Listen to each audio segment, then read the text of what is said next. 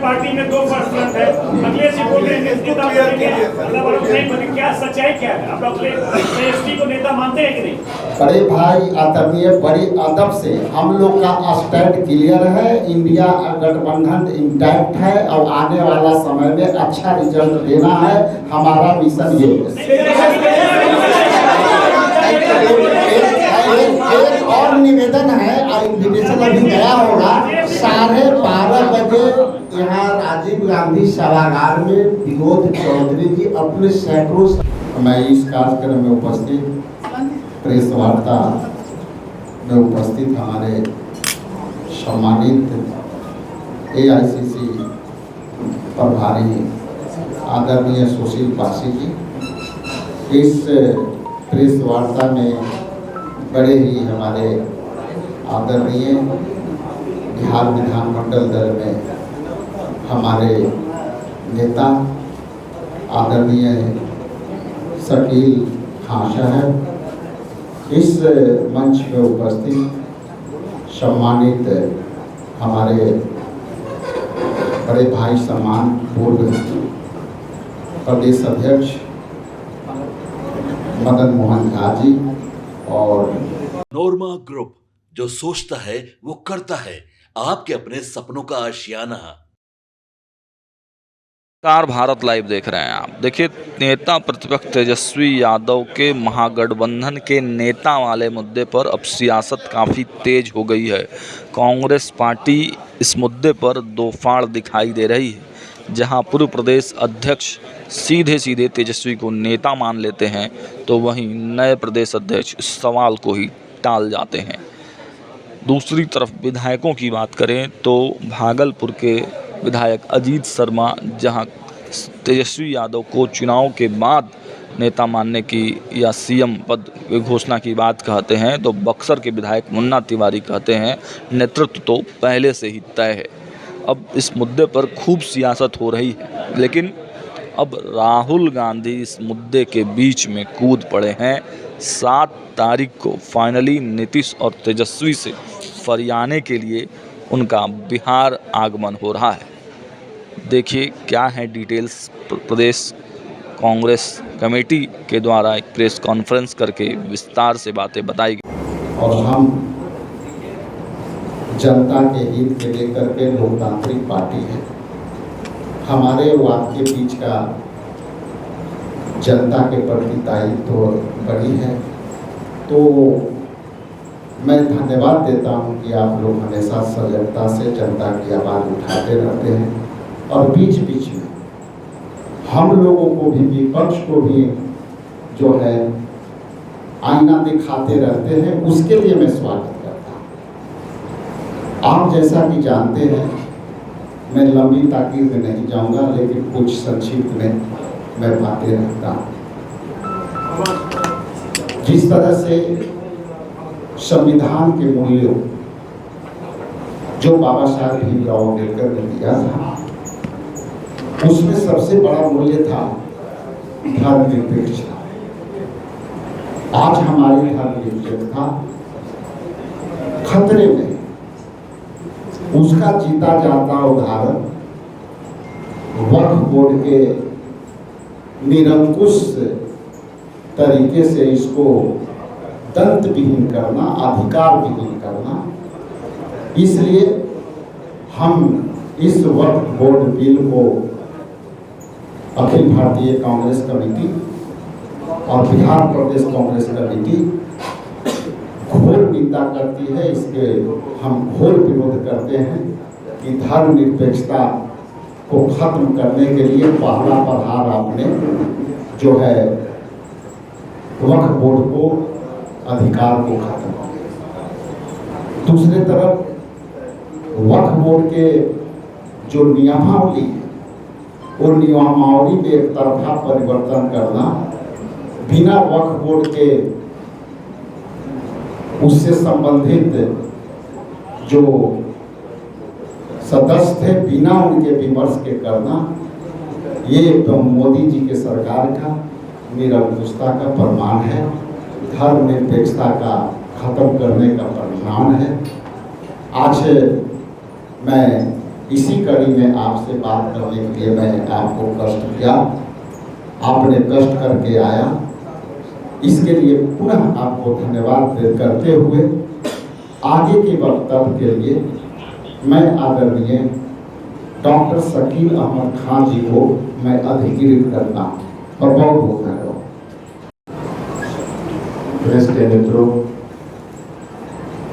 वक्फ संशोधन बिल चर्चा का विषय खामखा भारतीय जनता पार्टी और भारतीय जनता पार्टी के विचार में विश्वास करने वाले लोगों ने लाया। जब इसकी पहली चर्चा शुरू हुई तो इसके ऊपर ज्वाइंट पार्लियामेंट्री कमेटी का गठन हुआ। ज्वाइंट पार्लियामेंट्री कमेटी में कांग्रेस पार्टी के अलावा इंडिया गठबंधन के तमाम जो घटक दल हैं उनके मेंबरान तो इसमें शामिल हुए। पूरे देश का दौरा ज्वाइंट पार्लियामेंट्री कमेटी ने किया और ज्वाइंट पार्लियामेंट्री कमेटी के अंदर जिस तरह से, चूंकि जाहिर सी बात है कि उसमें मेजॉरिटी भारतीय जनता पार्टी के लोगों की, इसी तरह का कंपोजिशन बनाया गया था, तो जितने भी रिकमेंडेशन देश भर में जो ये इंट्रोड्यूस हुए थे, जो कमेटी गई थी और उसके जो प्रपोजल आए थे, उनको धक्का बताते हुए अपने तरीके का फिर से अमेंडमेंट लाने का प्रयास है। हम ये जानते हैं और कांग्रेस पार्टी इस बात को अच्छी तरह समझती है कि भारतीय जनता पार्टी के निशाने पर इस देश की संप्रभुता, इस देश का सामाजिक न्याय, इस देश की धर्मनिरपेक्षता जो कि निहित है हमारे संविधान में, उसको वो खत्म करना चाहती है या उसको कमजोर करना चाहती है। ये तो भला है इस देश की जनता का कि इस बार ही जो चुनाव संपन्न हुए लोकसभा के, तो ये वो कर नहीं पाए जो इनकी मंशा थी। 400 पार के नारा के पीछे इनकी मंशा यही थी कि संविधान को किसी तरह से बदल दिया जाए और संविधान में जो प्रोटेक्शन दिए हुए हैं, चाहे वो अल्पसंख्यक समुदाय को हो, चाहे वो दलित समुदाय को हो, चाहे अन्य समुदाय को, चाहे महिलाओं को हो, चाहे ट्राइबल्स को हो, उनके दिए हुए प्रोटेक्शन को खत्म करके एक ऐसी व्यवस्था कायम की जाए जहां सिर्फ और सिर्फ इनका ही राज हो, अधिनायक भवन का राज। तो चलिए, इस देश की जनता ने कम से कम इनको यहाँ तक तो लाया कि ये वो कर नहीं पाए। वक्फ बिल के सहारे पहले तो वक्फ को हमको समझना चाहिए। वक्फ एक उर्दू लफ्ज है, इसका हिंदी लफ्ज है दान। हमारे पूर्वजों ने किसी भी समुदाय के हो, उन्होंने बहुत सारे दान की भूमि दी है। दान की भूमि के ट्रस्ट बने हैं, मंदिरों के ट्रस्ट बने हैं, गिरजाघरों के ट्रस्ट बने हैं, मस्जिदों के ट्रस्ट बने हैं, कब्रगाहों के ट्रस्ट बने हैं, गौशाला ट्रस्ट में चलता है।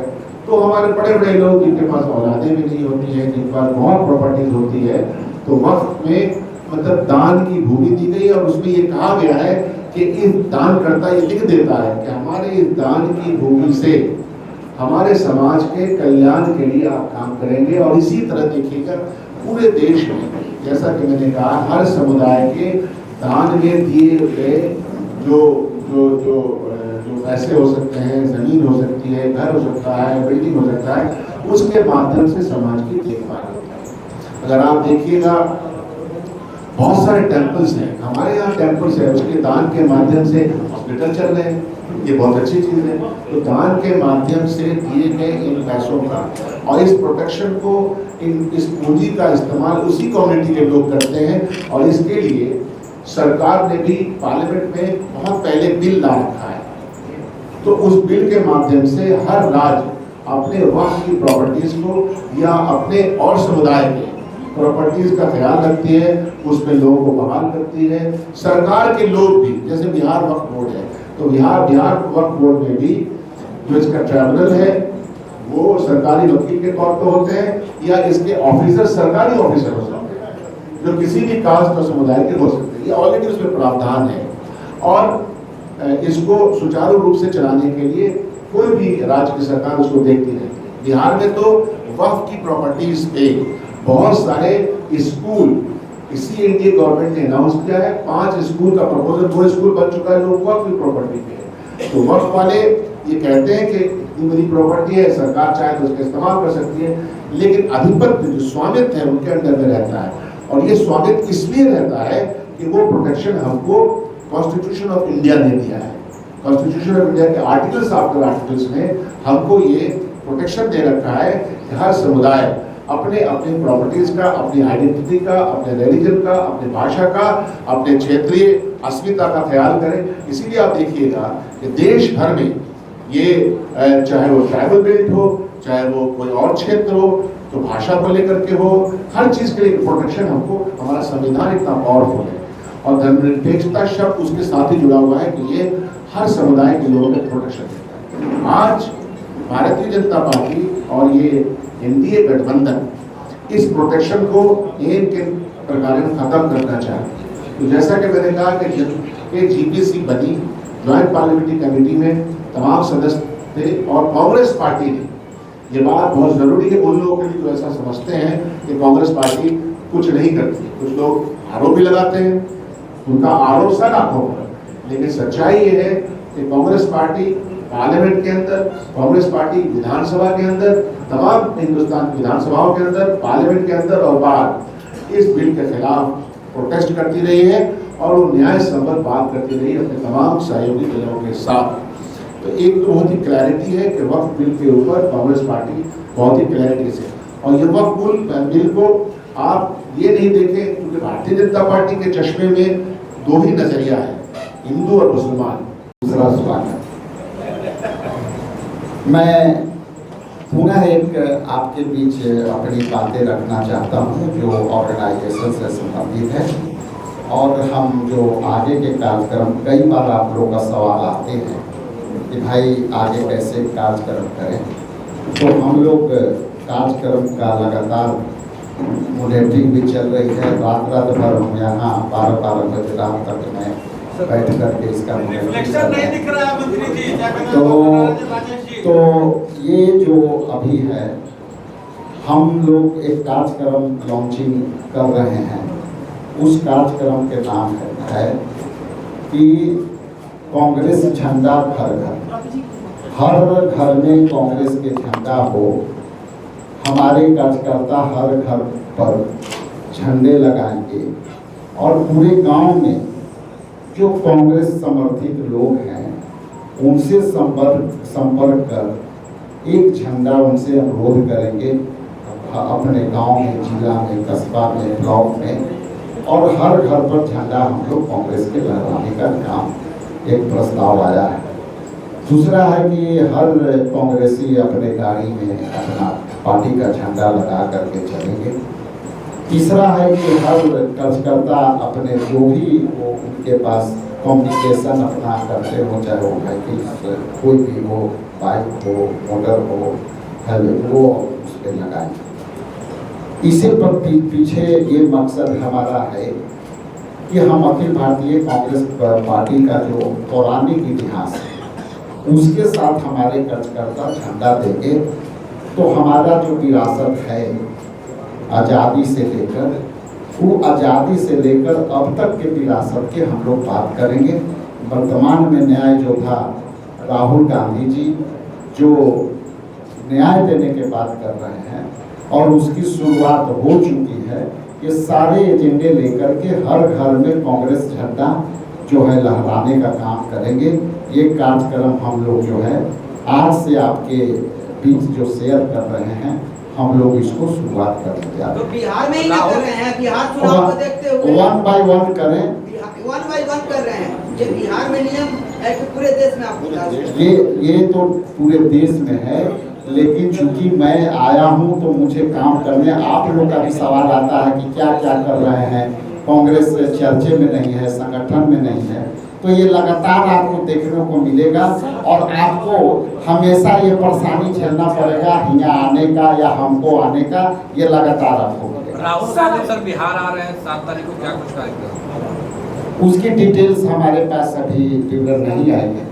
यदि विवरण है तो हमारे AIC सेक्रेटरी सुशील पासी जी इस पर आपको विस्तृत जानकारी देंगे। पार्टी में 2% है, अखिलेश जी बोल रहे हैं नेता बनेंगे, मतलब और नहीं बने, क्या सच्चाई क्या है? आप लोग एसटी को नेता मानते हैं कि नहीं? बड़े भाई आदरणीय, बड़ी अदब से हम लोग का स्टैंड क्लियर है। इंडिया गठबंधन इंटैक्ट है और आने वाला समय में अच्छा रिजल्ट देना है, हमारा मिशन ये है। एक और निवेदन है, इन्विटेशन अभी गया होगा, 12:30 बजे यहाँ राजीव गांधी सभागार में विनोद चौधरी जी अपने सैकड़ों समर्थकों के साथ, हिंदुस्तान के बहुलतावादी देश में बहुत जो मेजॉरिटी कम्युनिटी है उसके सामने भी यही भाईचारा है, यही प्रोटेक्शन की इज्जत है। भारतीय जनता पार्टी इस दिए हुए प्रोटेक्शन की और इज्जत की धज्जियां उड़ाना चाहती है, जो हमको इस विश्वास है कि यह देश और देश की जनता उसकी धज्जी उड़ाते हुए नहीं दिखेगी। आपने देखा होगा कि हमारे यहाँ पर्व त्योहार आपसे मिले जुलन के बहुत सारे प्रतिष्ठान होते रहते हैं, हम सब लोग बहुत ही प्यार और प्रेम से इसमें शामिल होते हैं। कल हमने देखा कि बिहार के एक मंत्री हैं, आजकल भारतीय जनता पार्टी के मंत्री, अब मंत्री को देखता हूँ तो कोई ऐसा बयान दे दो कि वो चर्चा का विषय बन जाए। तो जाहिलों की एक फौज है, टॉप टू बॉटम डिग्री छुपाने वाले लोगों की एक फौज है। तो वो फौज न तो देश का इतिहास समझती है, न तो देश की सामाजिकता समझती है, न तो देश की सामाजिक जो समरसता है, जो वसुधैव कुटुंबकम की परिकल्पना है उसको समझती है, तो बयान देते रहते हैं। इसलिए इस प्रेस कॉन्फ्रेंस के माध्यम से हम तमाम लोग, हमारे मदन मोहन झा जी हमारे पूर्व अध्यक्ष भी हैं, हमारे सीएम लीडर हैं, हमारे अध्यक्ष जी को आपने सुना, पासी जी हैं जो घूम करके बिहार में जो दायित्व इनको मिला है ऐसे सेक्रेटरी के, वो अपना काम कर रहे हैं, राठौर जी के साथ आपका संबंध है। तो वक्फ अमेंडमेंट बिल को हम पुरजोर तरीके से जिस रूप में पार्लियामेंट में लाने का प्रयास हो रहा है उसकी हम मुखालफत करते हैं, सड़क पे करते हैं, बाहर करते हैं, पार्लियामेंट के अंदर करते हैं। दूसरी बात यह भी है कि वक्फ के मामले में लगता है कि लोगों को बहस नहीं, कोई भी प्रॉपर्टी वक्फ नहीं हो सकती। वक्फ किया हुआ जो दान किया हुआ प्रॉपर्टी है वही वक्फ में आता है। आज भी मैं अपनी प्रॉपर्टी को, आप अपनी प्रॉपर्टी को दान करना चाहे तो कौन रोक सकता है? और दान करता ये लिख सकता है कि हमारे इस दान किए हुए प्रॉपर्टी का इस्तेमाल इन कामों में होगा। ये न्याय संपन्न भी है और हमको कॉन्स्टिट्यूशन इसका राइट देती है। तो आप कॉन्स्टिट्यूशन राइट को स्टाइफल करना चाहते हैं, गला घोटना चाहते हैं, जो लोग भी विश्वास करते हैं सामाजिक एकता और सामाजिक न्याय में, वो इसको मानेंगे नहीं। तो इसीलिए और एक प्रश्न है जो बिहार की सो कॉल्ड एनडीए में 3 घटक दल रोजा इफ्तार का दावत कर सकते हैं, जरूर करें, वो उनका व्यक्तिगत है, मैं उसके पक्ष में रहता हूं, तो रोजा इफ्तार करें, कोई दिक्कत नहीं। लेकिन कहना ये है कि आप वक्फ बिल के ऊपर आपकी क्लैरिटी क्या है? आप सपोर्ट कर रहे हैं भाजपा के सरकार को, तो हम जानते हैं कि आपका स्पष्ट रुख है, लेकिन आप एम्बिग्यूटी में क्यों बात करते हैं? कल मैं देख रहा था बिहार के एक मंत्री जी का बयान, एम्बिग्यूटी में बात बनती, वक्फ अमेंडमेंट बिल पार्लियामेंट में यस और नो में बात होती। तो जनता दल यू, चिराग पासवान जी की पार्टी, मांझी जी की पार्टी, इन तीनों को सफाई से बोल देना चाहिए। हम ये समझते हैं कि वो भारतीय जनता पार्टी के साथ हैं और जब भाजपा के साथ मिल जाते हैं तो वो और ज्यादा मजबूती से उनको लगता है कि भाजपा का सपोर्ट करना पड़ता है, कि पद वगैरह की भी जरूरत पड़ती है शायद। तो इसलिए या तो ये स्पष्ट करें और नो तो नो बोलें, इसमें क्या दिक्कत है? आप गए हैं भाजपा के आइडियोलॉजी के साथ, आप गोडसे वादियों के साथ गए हैं। हम बापूवादी लोग हैं, हम बापू के सम्मान में जीते और मरते हैं, वो गोडसे के सम्मान में जीते और मरते हैं, उसका प्रचार करते हैं, ये तो सर्वविदित है। तो इसलिए गोडसेवादी को गोडसेवादी के साथ रहे, सलामत। हम बापू के अनुयायी हैं, कांग्रेस पार्टी, हम उनके साथ रहना चाहते हैं, देश की जनता उनके साथ रहना चाहती है। तो इसीलिए प्रेस वार्ता है कि वक्फ बिल कांग्रेस पार्टी जिस रूप में भारतीय जनता पार्टी और एनडीए लाना चाहती है, उस रूप में हम इसको बिल्कुल नहीं चाहते हैं। किसी भी बिल के ऊपर कोई चर्चा हो सकती है, कोई कमी है तो उसकी बात हो सकती है, लेकिन इसमें जो प्रावधान दिए गए हैं वो कंप्लीटली एंटी कॉन्स्टिट्यूशनल है, जिसको जो नाकाबिले बर्दाश्त भी है, नाकाबिले फरामोश भी है। मैं बहुत बहुत आपका धन्यवाद। इससे संबंधित कोई प्रश्न हो? एक मैं साझा करना चाहता हूं कि 7 तारीख को जननायक राहुल गांधी जी पुनः आपके इस कृष्ण मेमोरियल हॉल में जो एक्टिविस्ट हैं उनको संबोधित करने के लिए आएंगे। नमक सत्याग्रह का आंदोलन जो महात्मा गांधी जी के द्वारा चलाया गया था, उसी को याद करने के लिए 7 अप्रैल को यानी हम कृष्ण मेमोरियल हॉल में पुनः जननायक राहुल गांधी जी आएंगे। ये सवाल आपकी तरफ से था, इसलिए मैंने आपको उसमें साझा कर दिया। रामनवमी के किसी कार्यक्रम में भी शामिल होंगे राहुल जी? नहीं, हम भारत के जो संविधान है उसमें शिक्षा और संस्कृति का अधिकार दिया गया है और उसी के तहत भारतीय जनता पार्टी लगातार हमला कर रही है। हम रामनवमी भी मनाएंगे और हमें जब हम अल्पसंख्यक की बात करते हैं तो उसका मतलब है केवल मुसलमान नहीं, बुद्ध और जैन, पारसी, जितने भी समाज के लोग होते हैं, हमको सबकी सुरक्षा करनी है। भारत का संविधान कहता है कि भारत में रहने वाला प्रत्येक नागरिक, हमको उसके लिए संविधान बनाया गया। लेकिन जो इस समय भारतीय जनता पार्टी सरकार है वो लगातार हमला करती है। संविधान पर हमला करने का मतलब है हमारी शिक्षा पर हमला करते हैं, हमारी संस्कृति पर हमला करते हैं। और अभी जो वक्फ बोर्ड का मामला है वो जानबूझ करके टारगेटेड, कभी अनुसूचित जाति के लोगों को, कभी पिछड़ी जाति के लोगों को, कभी अति पिछड़ी जाति के लोगों को, कभी आदिवासी लोगों को, कभी अल्पसंख्यक समाज के लोगों को, कभी बहुसंख्यक समाज के। इसके पीछे ये कारण है कि देश का जो खजाना है उसको लूटने की लगातार प्रक्रिया चल रही है। इसी छोटा सा था कि राहुल गांधी शामिल होंगे। मैंने कहा ना कि 7 तारीख को राहुल जी आ रहे हैं।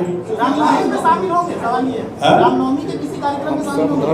देखिए, मैंने पहले कहा कि सभी धर्मों को हम मानते हैं और जननायक राहुल गांधी जी जहां भी आमंत्रित किए जाते हैं वहां जननायक राहुल गांधी जी जाते हैं। सुशील जी, चिराग पासवान ने कहा है कि बिहार में अपराध बढ़ा है और अनुसूचित जाति जनजाति के लोग ज्यादा मारे जा रहे हैं, दलित मारे जा रहे हैं। क्योंकि भाजपा का एजेंडा ही है कि जो कमजोर लोग हैं उन पर हमला किया जाए। वो सन 1947 से पहले वाला देश चाहते हैं। उस 47 के बाद जो इस देश में हर जाति धर्म को अधिकार और सुरक्षा मिली है, उसी से वो नफरत करते हैं, उसी पर वो हमला करते हैं। तो निश्चित तौर पर इस समय जो सरकार चल रही है वो भाजपा ही सरकार चला रही है। और जो इस समय वर्तमान मुख्यमंत्री हैं उनकी जो स्वास्थ्य की जो स्थिति है वो सब बिहार के लोग जानते हैं। ये सरकार पूरी तरह से भारतीय जनता पार्टी स्वयं चला रही है और उसका एक हिडन एजेंडा है कि पूरी ताकत से बिहार का जो ताना बाना है, जो ये बहुसंस्कृति है, उस पर हमला किया जाए और ये एक एजेंडा है। राजेश जी, कन्हैया कुमार मंदिर जाते हैं और मंदिर से निकलते हैं तो मंदिर खोल दिया जाता है। बड़े ही अच्छा सवाल, और ये सवाल मेरा भी। आप ऐसे समझिए, सदियों से डिस्क्रिमिनेशन होता आया है अनटचेबिलिटी के सवाल। पहले अनटचेबिलिटी अनुसूचित जाति जनजाति के वर्गों से होता है और आज जो है परशुराम के वंशज से भी हो रहा है। ये है भाजपा का आएगा देखा है। तो अनटचेबिलिटी तो पहले दलित से होता था और परशुराम के वंशज से हो रहा है। ये तो भाजपा से सवाल आपको पूछनी चाहिए। हो गया नाम कभी नहीं लेता। मैंने कहा टॉप टू बॉटम तक जाहिल है। हाँ, जाहिलों की फौज। तो आप लोगों के सामने जब ये मैं बयान दे रहा हूँ तो मैं जानता हूँ कि हिंदुस्तान सुन रहा है, देश सुन रहा है। तो टॉप टू बॉटम जाहिल है तो एक बार नहीं, मैं 100 बार बोलूंगा, टॉप टू बॉटम जाहिलों की फौज को न्याय संबद्ध काम करना आता नहीं है। और इस देश में बाबा साहब भीमराव अंबेडकर के दिए हुए जो व्यवस्था बनाई गई कॉन्स्टिट्यूशन में, उसके गला के घोटने का काम हर रोज किया जा रहा है। सामाजिक न्याय और सामाजिक एकता के को गला घोटने का काम गोडसेवादी हर रोज कर रहे हैं, टॉप टू बॉटम। सवाल जाहिलों के कमांडर भी जाहिल है, ये प्रधानमंत्री जाहिल है ना। अब क्या है कि पढ़े लिखे लोगों के लिए, आप तो पढ़े लिखे विद्वान हैं, पढ़े लिखे लोगों के लिए इशारा काफी। हाँ एकदम, मैंने मैंने अपनी बात रखी टॉप टू बॉटम। अब आप तो पढ़े लिखे आदमी हैं, तो हमको कोई नाम नहीं, हमारे सब नेता ने बता दिया है डिग्रियों के बारे में, उस सबकी चिंता नहीं है।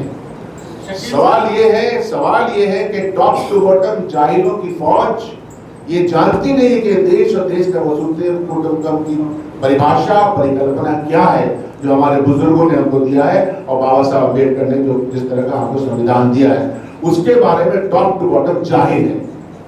बिहार आने वाले हैं। सकी साहब आप ही से बात कर रहे हैं।